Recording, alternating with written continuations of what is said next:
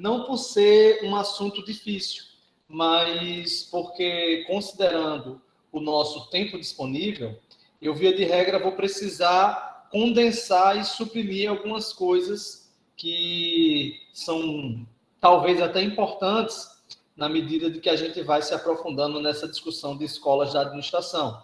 O ideal seria que a gente tivesse uma aula específica sobre cada uma dessas escolas, fizéssemos exercícios específicos sobre cada uma delas, para então a gente conseguir garantir um aprofundamento mais interessante. Mas, assim, a gente vai trabalhando da maneira que pode, e eu vou reforçando para vocês, relembrando sobre a necessidade de complementarmos este assunto com as apostilas que eu passo para vocês, os links, os vídeos, e é muito importante que vocês sejam ativos na busca por conteúdo sobre essas discussões teóricas que a gente está levantando.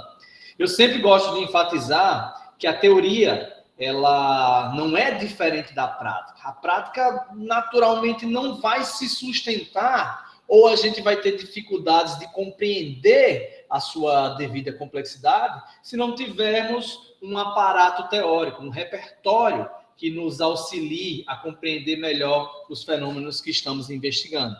Então, não achem que essas escolas da administração são menos importantes do que as discussões de economia que nós fizemos na primeira unidade. Elas são tão importantes quanto porque elas discutem não fórmulas vazias, não são teorias simplesmente de gabinete. Elas são percepções sobre a evolução da vivência de grupo. Cada uma dessas escolas, elas têm a ver com o contexto que elas foram criadas.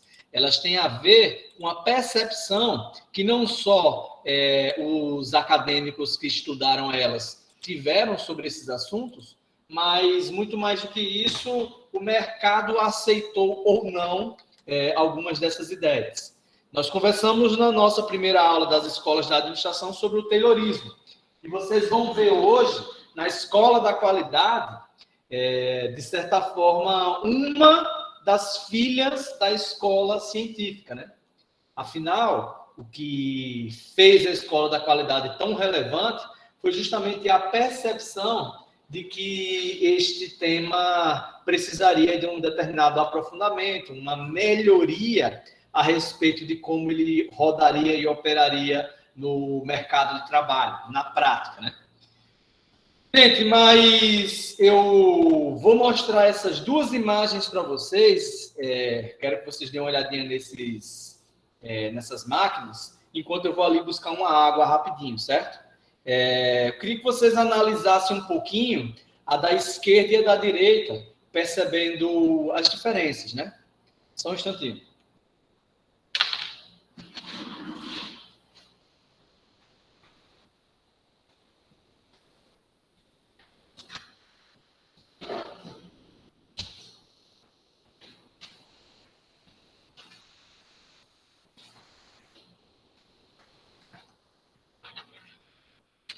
Vocês estão vendo duas máquinas de tear.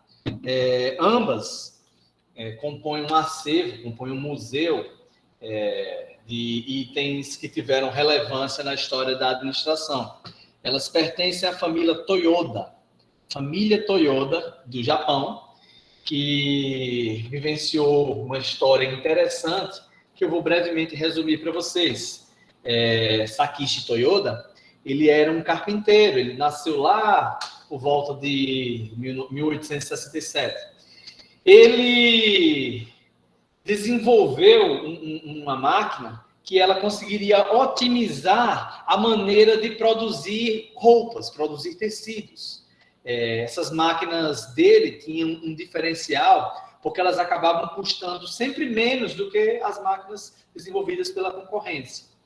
Em 1904, o Japão entrou em guerra, né, contra a Rússia, e o governo japonês, naturalmente, percebendo do potencial que essas máquinas tinham, acabou investindo um pouco na empresa do Sakichi, né? E aí, a partir desse investimento, ele conseguiu perceber que tinham potencial para ele otimizar a descoberta dele para outras aplicações. O que era utilizado em um determinado momento para produzir, de certa forma, roupas, foi melhorando ao ponto que a Toyota, família Toyota, evoluiu para fundar a Toyota Motor Company Ltda. Essa empresa, certamente vocês já ouviram falar dela. A Toyota é a fábrica, a montadora da Hilux, né, e outros veículos que são considerados no Brasil, inclusive como carros reconhecidos em qualidade. Mas isso vem, o que a Toyota tem de diferencial é o fato de ter utilizado de princípios da escola da qualidade, que, como eu comentei com vocês, eles são aperfeiçoamentos do que o Taylor, em determinado momento, idealizou como maneiras de otimizar a produção. Mas essa escola da qualidade, ela se aplica muito a alguns problemas que temos na gestão de qualidade dentro das empresas. A gente tem algumas fases para se considerar um mau atendimento, em que, a partir do momento em que não há um alinhamento entre as perspectivas do cliente quanto ao que ele está pedindo e as possibilidades da empresa em ofertar aquilo. Nós temos de tudo. Essa imagem, essa caricatura que vocês estão vendo aí, ela é meio que uma charge, por exagerar em determinados aspectos, mas é interessante porque ela ilustra como a comunicação, por vezes, costuma ser difícil entre empresa e clientela. Muitas vezes o cliente, na perspectiva de pagar menos e ter o melhor, não compreende que, para ele ter um produto de qualidade esperada para os suas expectativas, talvez seja necessário ele investir um pouco mais de capital. Do outro lado, as empresas muitas vezes não entendem que o cliente tem outras opções. Então, se você não capturar, se você não compreender as expectativas da tua clientela, as possibilidades financeiras dela, como tua concorrência tem rodado no mercado, quem vai acabar rodando é você. Por quê? Porque é crucial ter o produto adequado para a clientela adequada. E o que seria esse produto adequado? E aí a gente começa já a entrar um pouco mais no conceito de qualidade para essa escola. Eu falei para vocês sobre a Toyota, mas ela não é a única empresa que se apropriou destes conceitos. Fala-se em qualidade até os dias de hoje em uma perspectiva muitas vezes equivocada. Porque quando eu falo para vocês sobre qualidade, talvez alguns de vocês remetam à ideia de que qualidade é ter o melhor. E veja, é importante que a gente capture e se aproprie bem desse conceito, porque qualidade tem uma relação direta com expectativa do outro lado. Então, a partir do momento que eu consigo atender essas expectativas a um custo razoável, e eu digo custo razoável para que você consiga ter saúde financeira de longo prazo. Não adianta você oferecer um produto de excelente custo-benefício para o cliente, mas que esse custo-benefício acabe comprometendo suas finanças. Ao precificar um determinado produto, imagine, por exemplo, que você vai vender canetas e você não está fabricando essas canetas. Você está comprando elas já prontas para revender por um preço maior. E o preço que você está sugerindo para a tua clientela, ele é com base em quê? Ele é com base exclusivamente ao teu vizinho que também vende caneta, ou você está colocando na ponta do lápis os custos que você tem com essa venda? Veja, quando a gente associa qualidade a preço, nós temos uma tendência a complicar a percepção que pode se fazer sobre isso. Por quê? Porque altos preços não significam qualidade superior. Da mesma forma que baixos preços não significam qualidade inferior. A qualidade vai ter uma relação sempre com o que o cliente está esperando. E para que aquilo tenha sustentação no longo prazo, é importante que a empresa compreenda o que ela consegue cobrar do cliente dela, tendo uma margem de lucro adequada para a própria sobrevivência. Eu posso falar de qualidade, por exemplo, a partir do momento que eu tenho especificações técnicas em um determinado projeto. Quando eu vou licitar dentro de uma empresa pública, eu preciso definir exatamente qual é a minha expectativa de produto a ser adquirido. Quando eu vou fazer um projeto da minha casa e eu estou dialogando com o mestre de obras ou o arquiteto, eu tenho que colocar claramente no papel quais são as minhas expectativas quanto ao orçamento, quais são as minhas expectativas quanto a prazo, quais são as minhas necessidades. O problema muitas vezes advém da falta de comunicação. E aí acaba que eu compro gato por lebre ou possivelmente pago um valor muito destoante das possibilidades da empresa se sustentar no longo prazo e ela acaba quebrando. Pode acontecer isso, a gente tem que vislumbrar essa possibilidade, já que estamos estudando a administração de uma maneira completa. Não só na perspectiva de público-alvo, na perspectiva de cliente. A gente tem que capturar o que está por trás do funcionamento dessas instituições. Mas eu queria que vocês, para começar essa nossa conversa de hoje, entendessem que qualidade não necessariamente é o melhor produto. Porque eu posso, por exemplo, comprar um computador de 10 mil reais e o meu uso para ele ser exclusivo para acesso à internet e mexer aqui no pacote do Office. Então, será que eu não fiz uma compra exagerada e inapropriada para as minhas necessidades? Então, veja que eu já estou colocando um outro elemento. Expectativa faz parte da minha decisão de compra e necessidade deve gerar as minhas expectativas. Então, em um conceito mais claro, Samara, você poderia ler o que tem nesse slide aí sobre qualidade?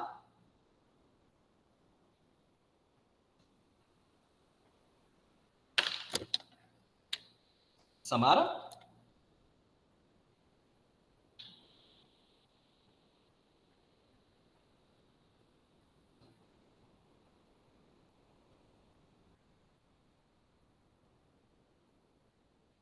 Erlânia, você está aí? Estou, professor. Você pode ler esse slide para mim, por favor? Conceito de qualidade. Há um grupo de teóricos que discutem isso, mas de maneira geral, seu conceito é qualidade como o atendimento das expectativas do público-alvo a custos razoáveis frente às condições da organização, ou seja, oferecer o produto que o cliente espera receber a um preço que ele pode pagar, tendo custado algo que a empresa pode manter, sem se comprometer negativamente em longo prazo. Entendem esse conceito, pessoal? Obrigado, viu, Erlânia? Vocês entendem esse conceito, pessoal? Qualidade está relacionado não apenas aos custos, mas, sobretudo, às expectativas do cliente e a possibilidade de essas expectativas serem supridas também no longo prazo. Por que eu coloco esse acrescento? Porque não adianta nada oferecer a melhor caneta do mundo agora e não estar de pé amanhã para comercializar esse tipo de produto. Esse é o ponto. Mas essa ideia de qualidade passou por evoluções. Esse conceito começou a ser discutido lá por volta de 1950, a partir da percepção de que o mercado estava rodando de outra maneira. E veja, você que está mais atento no que estamos conversando, talvez tenha se incomodado com o que eu acabei de dizer. A Toyota surgiu lá em 1800, no final da década do século XIX. Isso é fato. Ela teve aquele plus lá por volta de 1907, mas ela estourou mesmo enquanto montadora, enquanto fábrica, a partir do momento que ela começou a importar essas ideias tayloristas e melhorá-las a partir do momento em que você conseguiria pegar o melhor daquela escola, a escola científica, e confrontar com outras percepções teóricas já existentes. Eu espero que vocês tenham acompanhado a minha aula sobre a escola comportamental e a teoria que aborda as pessoas como foco dela. Foi a aula extra que eu postei para vocês esse final de semana. Lá vocês vão ver que, diferente da percepção científica e clássica, a administração evoluiu e começou a perceber a necessidade de considerar as pessoas. E o que é que a escola da qualidade tem a ver com isso? Ela já foi pegando essa sacada a partir do momento que ela deu um pouco mais de autonomia aos seus funcionários, para que eles, por exemplo, tivessem a oportunidade de parar a produção e, de certa forma, garantir que o produto tenha mais qualidade a partir do momento que eu paro aquela esteira e eu tiro um produto que não está nos padrões requeridos. Mas isso, gente, foi a partir de eras, foi a partir de momentos em que eu ia mais para um lado, em primeira instância, depois eu evoluí para outro. Nós tivemos a era da inspeção, em que ainda havia um volume um pouco menor, e aí havia a possibilidade de inspecionar os produtos um a um, para confrontar eles com expectativas que se tinha deles. No entanto, a partir do momento que a produção começou a se massificar mais, o produto era mais intenso, tornou-se inviável. Era viável eu fiscalizar 100 produtos na minha esteira um a um, mas fazer isso com 1 milhão de produtos acaba não sendo tão viável. Então, eu pego e divido a minha produção em lotes e eu verifico a amostragem desses lotes para dizer se eles estão adequados ou não.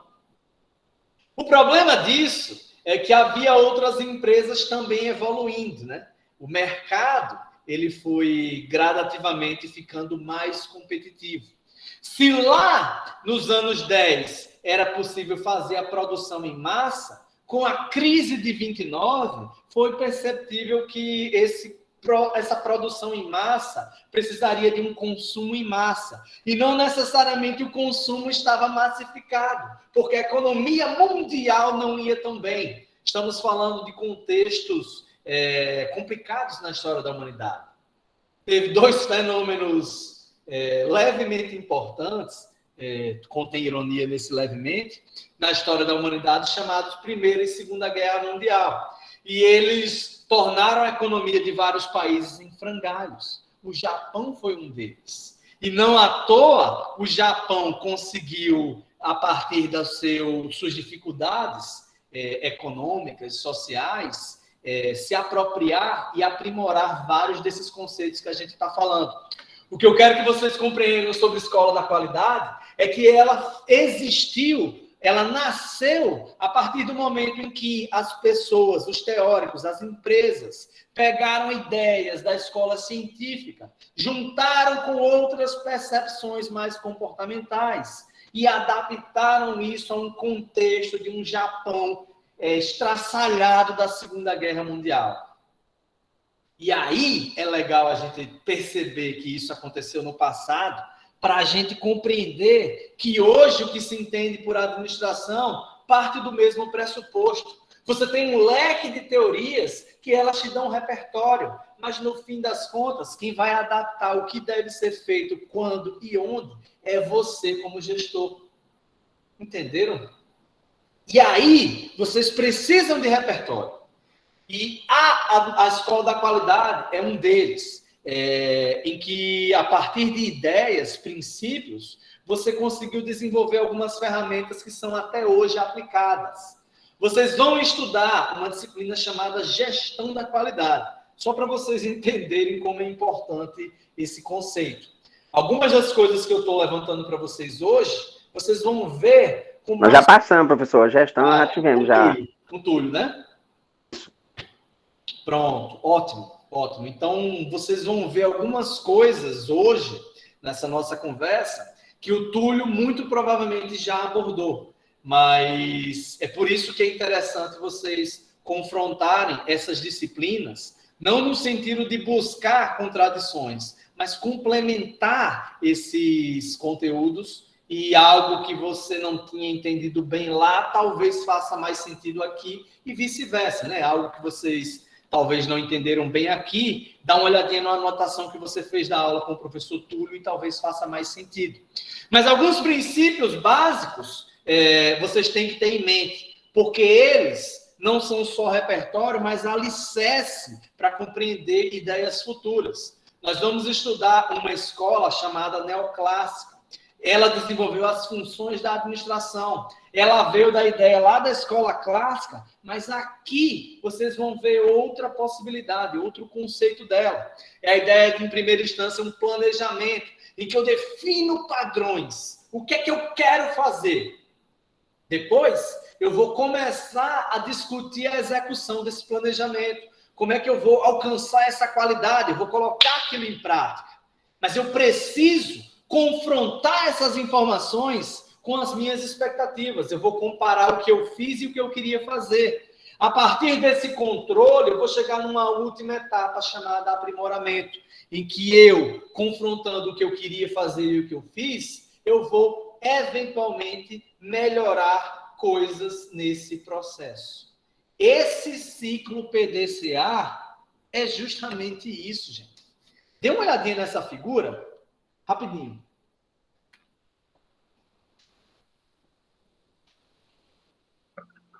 Professor, de vez em quando sua fala está cortando.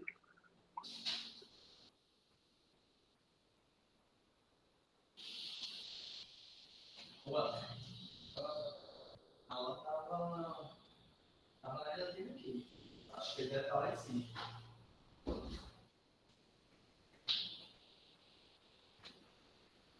E aí, gente, vocês já viram o ciclo PDCA? Sim, professor. Planejamento, execução, checagem e correção. Em linhas gerais é isso. E essa ideia vem a partir de uma análise de como a produção fabril era executada. Mas existe outra ideia que vem da nossa escola da qualidade. Inclusive, o conceito de qualidade total advém de alguns teóricos que discutiram a vivência fabril, a vivência dentro das organizações. É muito interessante a gente analisar o Deming em sua visão preventiva. Qualidade, na perspectiva destes autores, ela partia do pressuposto que você não precisaria corrigir se você já tivesse feito corretamente desde a primeira vez. Então, a ideia aqui é fazer certo desde o começo, para que você crie uma cultura geral em que todos os operários vão se sentir responsáveis por fazer um produto qualitativo, para fazer um produto que atenda a expectativa do cliente. E aí você parte de um pressuposto que essas pessoas, inclusive, vão ter nesta percepção, além de uma motivação adequada para isso. Então, via de regra, você está juntando ideias de escolas. Você está pegando algumas coisas lá da escola comportamental, juntando com ideias da escola científica e trazendo para uma aplicação mais adaptada àquela nova situação. Lembrem-se, estamos falando de 1950. Estamos falando de uma época em que o nível competitivo já era um pouco mais elevado do que no início do século XX. Essas ideias são utilizadas até hoje porque essa competição não diminuiu, pelo contrário, ela só aumentou. O Juran, ele trouxe o princípio de Pareto. Pareto, gente, era um matemático italiano, e ele desenvolveu uma teoria que o Juran trouxe a uma aplicação na vivência de organizações.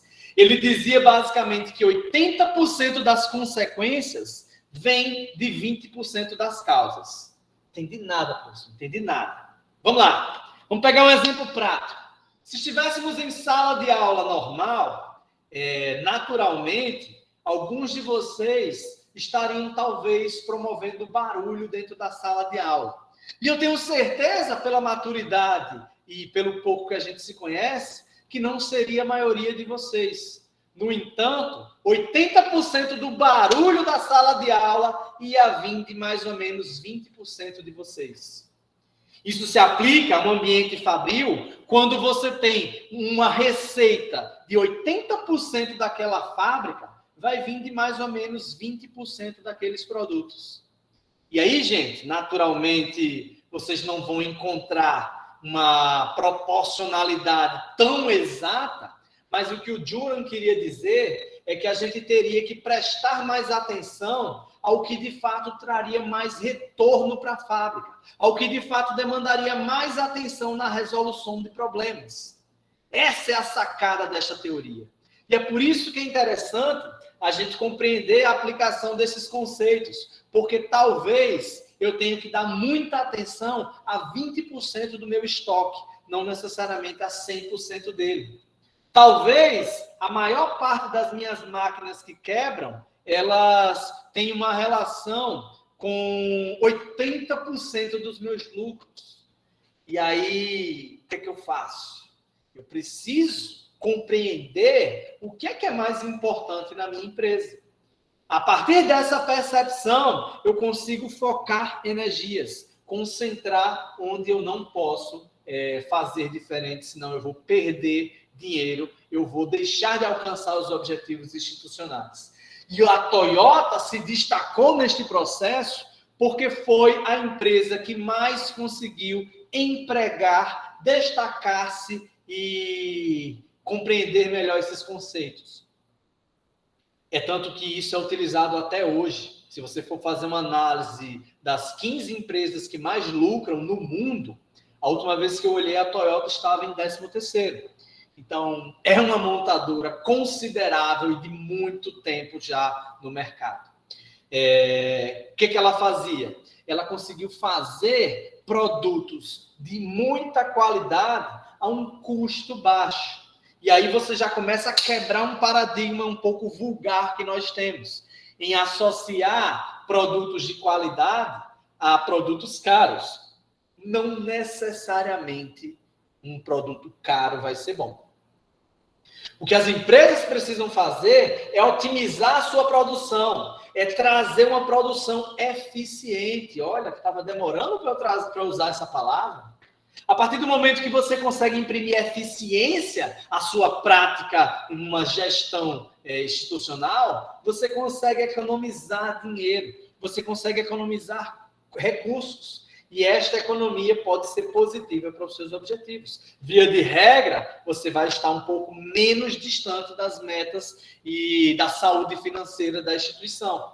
E isso a Toyota conseguiu fazer melhorando o taylorismo, melhorando o sistema fordista de produção que fazia produtos em massa, mas não fazia produtos de tanta qualidade, porque ela simplesmente iria... esse modelo científico, ele não se preocupava tanto com qualidade como seria necessário, e a Toyota conseguiu empregar bem. Como é que ela fez isso, professor? Tudo bem, já entendi, você já falou isso umas 4, 5 vezes, vamos avançar. Certo, a Toyota fez o quê? Ela conseguiu, a partir das ideias que eu trouxe para vocês, do Deming, por exemplo, de a mentalidade preventiva, ela conseguiu fazer o quê? Ela conseguiu empregar dentro de toda instituição a cultura de evitar desperdícios. Da pessoa que varria o chão até o alto gerente e presidente da empresa, eles tinham que ter o mesmo princípio. O princípio era a ideia de fazer certo desde a primeira vez, porque aí eu não preciso fazer 2 vezes, e aí eu consigo economizar recursos, e aí eu estou mais perto do aprimoramento contínuo. Esse conceito que vocês estão vendo nos slides aí são palavras um pouco estranhas ao nosso dia a dia, mas é porque elas vêm diretamente do Japão, né? Elas são uma mistura, naturalmente, do Japão com o inglês. Esse termo just in time, ele é um termo estrangeiro, né? Um termo americano, na verdade, mas essas palavras, esse Jidoka e just in time, eles compõem a ideia do Kaizen, que é o aprimoramento contínuo, é a melhoria contínua, em que eu não vou chegar a uma perfeição produtiva nunca, porque eu sempre vou ter uma forma de melhorar o que eu estou fazendo. Esse Kaizen é a ideia geral, é o princípio-chave, em que toda empresa vai estar mais ou menos sintonizada nesse conceito. Mas aí a gente entra no mão na massa a partir do Jidoka. O que é? O Jidoka é a ideia de que um produto só vai ter qualidade se em todo o processo produtivo dele houver a impressão desta qualidade. Do momento em que eu vou rosquear um produto, do momento que eu vou limpar ele para ser comercializado, todas as minhas etapas têm que ter qualidade envolvida nelas.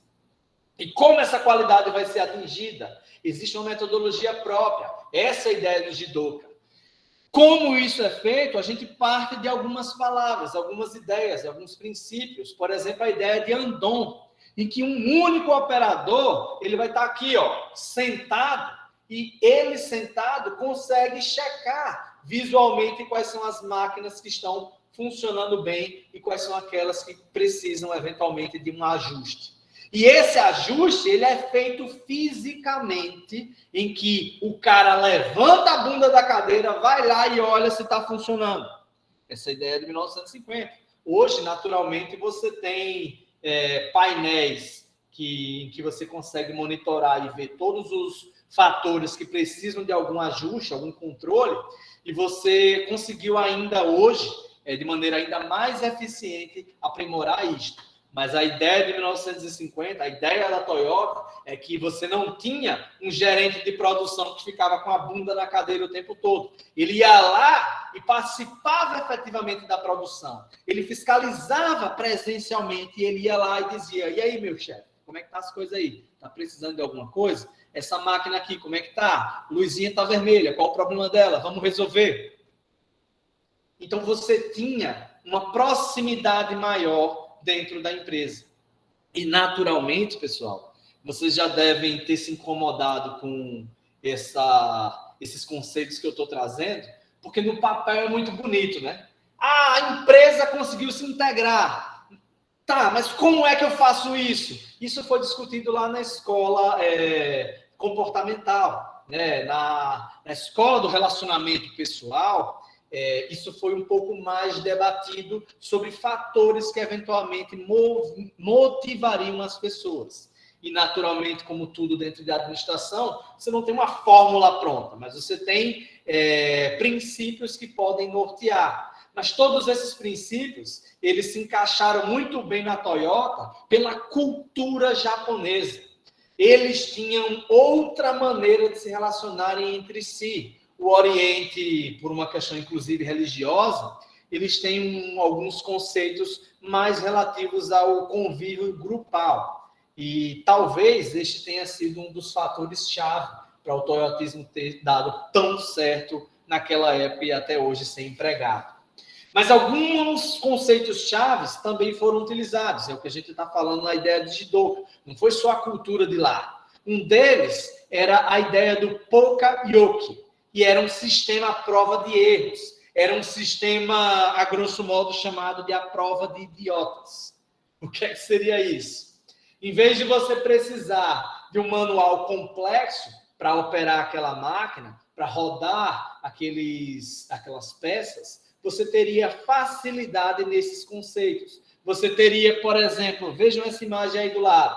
Você teria um fio azul que se conectaria com um plug azul.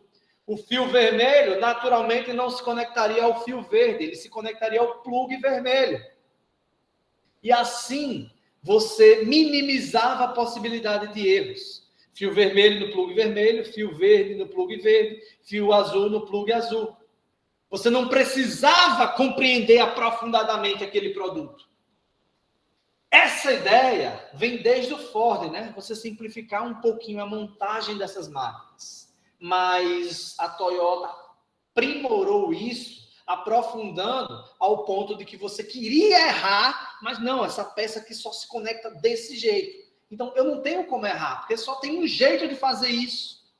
E aí vejam que isso também é uma evolução das ideias tayloristas de eficiência. O estudo de tempos e movimentos pregava um pouco disso. E aqui, essa ideia foi aprimorada ao máximo. Mas não foi só isso. Eles conseguiram, a partir da ideia do just-in-time, otimizar os estoques deles. E eles faziam isso, por exemplo, a partir de um sistema Kanban de produção, em que você teria, olha, dê uma olhadinha nesse quadro que vocês estão vendo aí na imagem. O sistema Kanban para brocas, por exemplo, ele está aí indicando quais são os tipos de peças em que eu tenho a produção já adequada, né? E quais são aqueles que eu preciso de algum ajuste. Vocês veem aí, ó, um tipo de broca está verde. É por quê? Porque eu não preciso produzir tanto dela. Já esse outro está em amarelo, já tem que observar melhor. Esse aqui vermelho é o que está faltando. Ou seja, eu tenho um aviso que visualmente já indica o que é que precisa ser feito. Isso otimiza a produção. E além dessa produção otimizada, eu tenho uma sincronia cardiana entre o meu estoque. É mais ou menos naquele estilo de supermercado americano, em que você tem os produtos numa prateleira, eu tiro o produto daqui e vai ter uma pessoa repondo aquele produto. Mas esse estoque, ele não é muito grande. Eu não vou estocar 1 tonelada de arroz se mensalmente eu só consumo 400 quilos de arroz. Eu, supermercado, vou estocar a quantidade que eu consigo vender. Então, eu vou minimizar espaço no meu galpão. Eu vou, com isso, ter menos custos de armazenamento desse local, além de eu conseguir minimizar a possibilidade de problemas com validade dos produtos ou controle de qualidade destes, quanto a alguns órgãos sanitários, inclusive. Então, just in time, eu diminuo o meu estoque. Eu otimizo a minha produção a partir do momento em que eu só elaboro os meus produtos quando recebo pedido por eles. Eu não vou, Toyota, fabricar 1 milhão de carros. Eu vou esperar o meu cliente consumir, aliás, pedir 1 milhão de carros. Naturalmente não vai ser um cliente só, né? Mas eu vou primeiro partir da necessidade do mercado. Eu escuto o que é que o mercado quer. O mercado quer 1 milhão de carros. Então, eu vou fabricar 1 milhão de carros. É claro, gente, que eu estou dando um exemplo exagerado, mas é para ficar mais claro e vocês compreenderem isso. Esse mesmo conceito é utilizado numa lanchonete, por exemplo. Você não tem uma ruma de cachorro-quente lá à disposição para o cliente chegar e pedir. O cliente chega, pede, e aí o cachorro-quente é elaborado. O mesmo conceito foi utilizado para fábricas de carro. O cliente pede, aí eu produzo. E qual é a vantagem disso? Vocês podem me dizer? Alguém tem ideia? Por que isso foi tão vantajoso para eles? Professor, a gente chama isso de produção puxada, né? Que é para evitar o desperdício, né? Porque tem a produção puxada, que é geralmente desse jeito. Você vai de acordo com o pedido de cliente, diferente da empurrada, que vai fazendo os produtos sem ter aquela demanda. Perfeito. Eu gosto de fazer a comparação que a produção empurrada, você vai empurrando o produto goela abaixo do cliente. Na produção puxada, não. Você primeiro tem a demanda e dessa demanda você vai, a partir dela, elaborar e produzir o teu produto propriamente. O que mais sobre isso, gente? Esse Jidoka, vocês compreenderam? Deixa eu resumir ele. O Jidoka parte do princípio que todo o processo vai necessitar de um controle de qualidade mais apurado. O Andon, em que uma única pessoa consegue monitorar e controlar visualmente o processo. O Genki Genbutsu, a ida presencial e física, né? E o Pokayo, que é o sistema à prova de erros, a prova de idiota. Professor, na prova que a gente vai fazer sobre isso, você vai cobrar decoreba sobre essas coisas? Não, gente, eu não gosto muito de decoreba, mas no nosso exercício, considerando que vocês estão passando por essa aula agora, considerando que essa aula vai ficar gravada, considerando que a gente tem uma apostila falando sobre todas essas coisas, eu talvez possa exigir alguns desses termos, sim. Talvez não necessariamente todos, eu não tenho expectativa que vocês decorem isso. O meu ponto central é que vocês entendam o toyotismo, entendam a escola da qualidade como um conceito criado para superar a lógica de produção em massa, em que você tem uma clientela a partir daquele momento um pouco mais exigente, e aí foi necessário, a partir da busca de foco na clientela, combater determinados desperdícios. Esses desperdícios foram feitos, eles foram controlados a partir do instante que eu passo a colocar a qualidade no centro do processo produtivo. E eu coloco isso imprimindo esta ideia em todas as pessoas que fazem parte da empresa. Essas pessoas, elas vão agir dentro do Jidoka, do Just in Time, que compõe a lógica do Kaizen. E se está difícil compreender por causa dessa ruma de palavra esquisita, eu quero que vocês entendam que a sacada da escola da qualidade do do toyotismo, foi o Just in Time, em que eu evito desperdícios, colocando o mínimo de produtos no meu estoque, e a partir da ideia em que eu consigo monitorar diretamente a minha produção, minimizando a possibilidade de erros a partir do momento que eu tenho uma produção mais eficiente. E aí, gente, o que vocês acham? Dúvidas sobre o toyotismo? Dúvidas sobre a escola da qualidade? O que vocês querem perguntar sobre esse tema?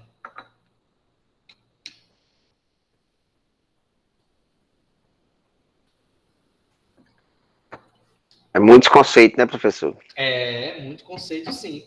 É interessante a gente começar a tentar correlacionar isso com o nosso dia a dia, né? Essas ideias, vocês já viram em alguma instituição? Vocês já viram, por exemplo, um Kanban em alguma montadora de carros? Em alguma fábrica de doces? Em algum ambiente que vocês viram? Onde é que a gente vê o Just in Time diretamente no supermercado? Onde é que a gente vê o Pokayoke? Esses conceitos, eles, de certa forma, são aplicados a todo o nosso dia a dia, porque as peças são montadas hoje de uma forma que elas só se encaixam de um jeito. Eu tenho, por exemplo, essas duas canetas aqui, em um exemplo grosseiro, não sei se vocês conseguem visualizar, mas, ó, encaixar, encaixa, mas cai. Quando eu coloco aqui, dá certo. A mesma coisa. Cai não. Mas quando eu faço assim, já sai com mais facilidade. Não foi feito para isso aqui. Então, essas ideias, elas são aplicadas diretamente no nosso dia a dia, apesar de algumas delas a gente não conseguir vislumbrar tão bem ou tão rapidamente. Mas Professor, foi. você poderia só me tirar uma dúvida? Claro. Sobre essa que você falou aí, né? Essa Jidoka, né? Uhum. É que ele é como se aplicasse a qualidade do início ao fim. Isso, mas, tipo assim, para uma produção com uma grande, como é que se diz? Com uma grande quantidade. Como seria isso? Porque, assim, existe a questão de pegar os lotes justamente porque não tem como fiscalizar todos aqueles produtos, né? Digamos assim. Aí, por isso que pega uma amostra, né? Em cima daquela amostra, faz todos os estudos estatísticos até chegar num resultado. Mas aí eu só não entendi direito como seria a aplicação disso aí, entendeu? Porque para mim é novo, eu ainda não tinha visto. Excelente pergunta. Excelente pergunta, por quê? Porque na era da inspeção, você ia fabricar parafuso, você supostamente não iria fabricar 10 milhões de parafusos. Você ia fabricar 100 parafusos, 50 parafusos. Então, você conseguiria checar como é que estava a milimetragem da cabeça desses parafusos. Você conseguiria vislumbrá-los fisicamente e checar um a um. Diferente de você fabricar 10 milhões deles. Só que, qual é a sacada aqui? Se eu fizer certo desde o começo, se eu, do meu faxineiro, até o cara que aperta aquele parafuso, até o gerente de produção, se todas essas pessoas estiverem comprometidas com o processo, Se elas utilizarem essas ferramentas, por exemplo, a partir do Poka-Yoke, em que você tem peças que só se encaixam de uma forma, a partir da análise em que um gerente fica mais próximo das pessoas, a partir do momento em que eu consigo aplicar nas pessoas e no processo do começo ao fim, eu vou minimizar a possibilidade de erro, porque eu vou ter feito certo desde a primeira vez. Essa é a resposta. Então, como é que eu faço para empregar a qualidade a um processo de 10 milhões de parafusos? Existem sistemas da qualidade, o ISO 9001, você tem a ferramenta Six Sigma, algumas outras aplicações dessas ideias da qualidade que eu estou trazendo para vocês hoje, que elas vislumbram a possibilidade de zero erro. A meta é não errar nem em um parafuso dos 10 milhões que eu estou fazendo. É um assunto que provavelmente vocês já devem ter sobrevoado dentro de qualidade. Não sei se deu tempo de ver com a profundidade devida. Mas a sacada aqui, Dandara, acho que foi Dandara que perguntou, é você conseguir do início ao fim aplicar a visão de qualidade dentro daquele processo. E se você fez certo desde a primeira vez, você não vai errar e não vai precisar fazer de novo. Então, essa é a sacada. Entendeu? Ou, se não entendeu, eu tento de novo. Não tem problema, não. Não, professor, agora eu entendi sim, viu? Show. Aí, assim, a gente vê, percebe, né, o quanto as ferramentas, né, da qualidade são importantes. Porque, às vezes, a gente acha que é uma coisa simples, mas que só você implementar alguma ferramenta já pode trazer um grande benefício. Com certeza. Você imagina, por exemplo, uma poeirinha que ficou naquela máquina de parafuso. Essa poeirinha pode, de alguma maneira, prejudicar o desempenho daquela máquina e ela lançar todo um lote de parafusos tortos. E o que é que essa poeirinha tem a ver? Essa poeirinha não necessariamente foi o operador daquela máquina que deixou lá. Foi o cara que cuida da limpeza da fábrica. Se esse cara da limpeza não compreendeu o papel dele em limpar essa poeirinha, talvez a fábrica tenha um prejuízo muito maior. Sobre a escola da qualidade. É isso? Posso avançar? Bora. Pode, professor. Beleza. Obrigado, gente. Quero falar da escola sistêmica. E para começar, eu vou fazer uma pergunta bem tranquila. O que é um ser humano?